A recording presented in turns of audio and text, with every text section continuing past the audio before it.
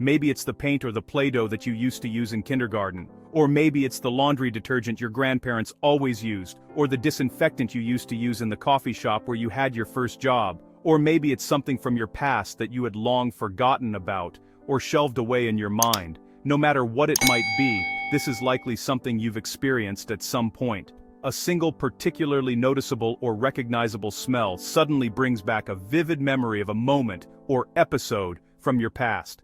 But why are smells so effective in jogging our memory, even of things we've long forgotten about?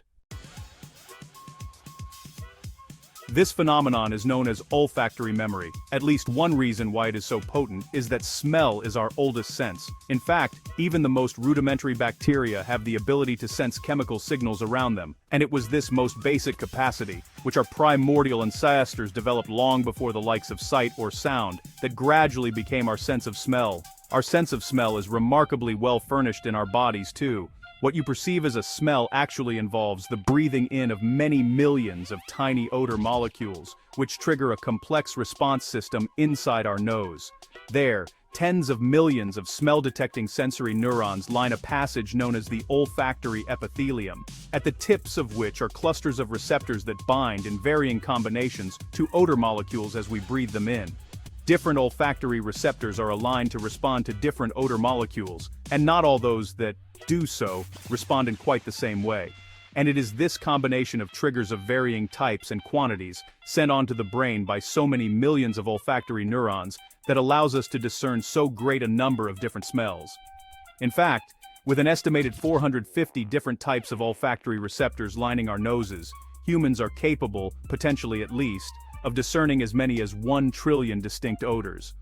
All the smells that we do respond to, however, are interpreted by a part of the brain known as the olfactory bulb, and it's there that this mishmash of neural signals is decoded and interpreted, and ultimately perceived as a smell. And now that neuroscientists have at long last decoded how this complex chain of events unfolds, the prevailing theory is that it is the location of the olfactory bulb inside our brain that is responsible for the vivid memories that smell can evoke.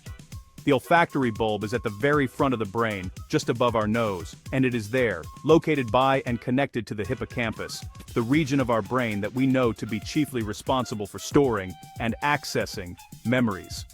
Scientists believe that it is the connection between these two regions of the brain, as well as the nearby amygdala, which deals with emotional responses and processes, that is responsible for the seemingly deep-seated association between smell and memory.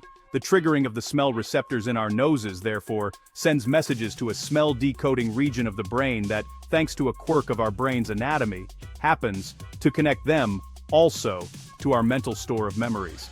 Admittedly, to date, much of this train of thought remains somewhat circumstantial, but rather tellingly, our other major senses, including touch, sight, and hearing, do not pass through this same emotionally sensitive region of our brain, which would at least explain why it is apparently smell alone, out of all of our senses, that seems so uniquely evocative.